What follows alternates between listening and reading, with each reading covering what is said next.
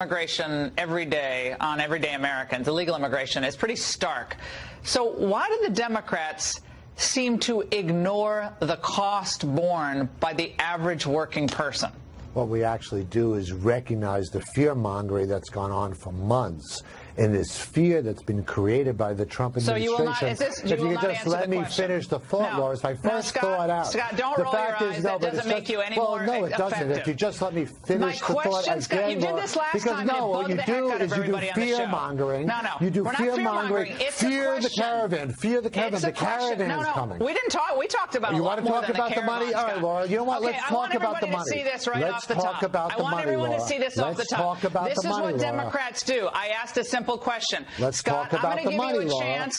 In 3 minutes, you're going to have 3 minutes to think about your answer, and then I'm going to come back to you. Okay, let's go, 3 minutes. Right now. Why are you running? Okay, 3 minutes, and then you'll come back. I'll go to Victor Davis Hanson. Victor, you've written about this, where liberals refuse to engage in a substantive dialogue. What are we going to do with the limited pool of money that we have, with all of the problems that they admit and they claim that we have in the country? What do we do with the limited pool of money?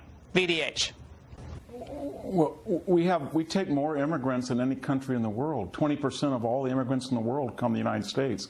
We have more than we've ever had, 50 million, and we're getting to that percentage-wise. It's an unprecedented in our history. So we're very magnanimous, and $75 billion go to Central America and Mexico in remittances. And if you do the math, it works out to about $6,000 to $7,000 per person here who's undocumented, and that's $500 or $600 a month.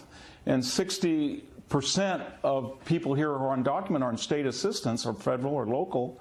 So, Laura, you're basically asking the American taxpayer to subsidize remittances that goes back. And that's in addition to about $2 billion in direct aid.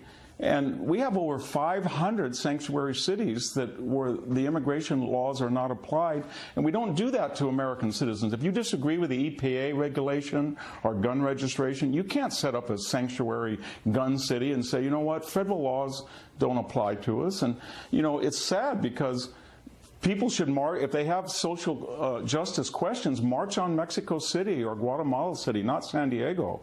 And I think we really need to recalibrate the morality of all of this, because we have this idea that we're the victimizers and people trying to break in are the victims. But if you actually look at it, as you said, American citizens have competition for low-wage jobs, entry-wage jobs. Our social services are swamped.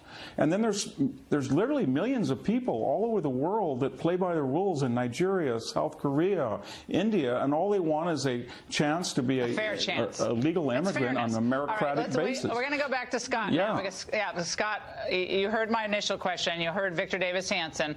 I will give you a chance now to answer the question, because we love having you on. Go ahead. As if we're in a three-card Monte game. If we talk about how much the immigrants are costing this country, we will forget the fact that this president committed to having Mexico pay for this wall that he wants. Nobody's talking today about how Mexico is no longer paying for the wall. You're still not answering the question. We're all concerned about the cost of immigration, but we don't talk about the fact that the president committed to having Mexico build the wall. Okay, so, Scott, you're making our points for us. Does that concern you? Well, a lot concerns me. You know what one thing concerns me? The fact that I've given you 2 bites at the apple, and you passed each one. No, I've said multiple times on the show, you obviously missed it, that Mexico is not going to pay directly for the wall. But Mexico will not pay directly for the wall. But I'll tell you what, Scott, you don't want a wall. You want open borders, and you won't answer the question. You had 2 chances, 3 strikes, you're out. Go ahead. Listen, I want him to talk all show, because we'll just get more Republican registration. Talked about how they wanted border security. That's what they spoke about. You take them all in, Scotty. You take them in your house, and I'll be impressed. Go ahead. Anytime. There are three major losers when we have unbridled illegal immigration right now.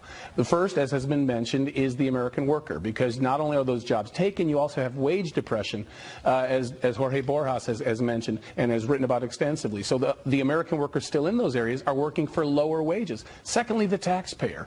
The total amount net, even if you take into account any taxes illegal aliens pay, the total amount that we taxpayers are on the hook for every year is over $100 billion if you look at state expenditures and federal expenditures.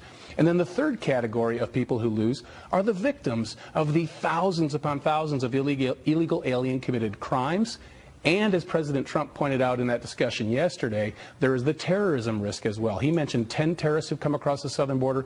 Actually, there have been 15 publicized cases, and it's probably much higher than that because there are many that we didn't catch. So we have a very real cost in terms of our security, our jobs, and our tax burden.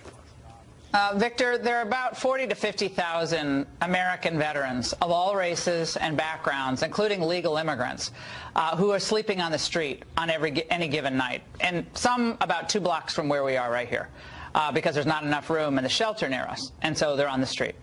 I think most Americans, if we have extra cash, extra money, they serve their country. They shouldn't be on the street. We should do something for those people. We all want that. But in this case, the money drives and flows to individuals. God bless them. Everybody's a child of God, but who violated our laws. Sum that doesn't exist. And so, Victor, again, liberals don't even know when the question is being directed at them. I'll get to you. Hold on. Victor, the question is, why has the shift occurred in the Democrat Party? 12 years ago, Obama and Schumer were all gung-ho on the triple fencing. Now you can't get them to talk about it. Why? No, it's simply a matter of numbers, because when we had 2 or 3 people here, 2 or 3 million people illegally, then they thought it was an issue that unions were really angry about, and they were worried about low-wage constituencies in the inner city and Americans. And then suddenly when we got up to 11 or maybe 20 million people, and we had children of, we have 50 million immigrants total, and when you count their children, we're up to 88. 90 million people, and 1 out of every 4 Californians wasn't born in the United States. And then it became a demographic issue and a political issue. So Nevada flipped. I'll be frank. California is never going to be red again. Nevada's not going to be red. Colorado is not going to be red. To get to the point, VDH, it's about changing the demographic makeup of the country, which they hope will change the electoral makeup of the country, period. Is that cynical? It's 2 things: power, political power, and money. It's employers who want cheap wages, and it's governments overseas that want $75 billion in remittances. All right, guys. And remember, they ask very poor people to send back money and be subsidized by the American taxpayer and live a very tough life so they can support 50% taxes. This is what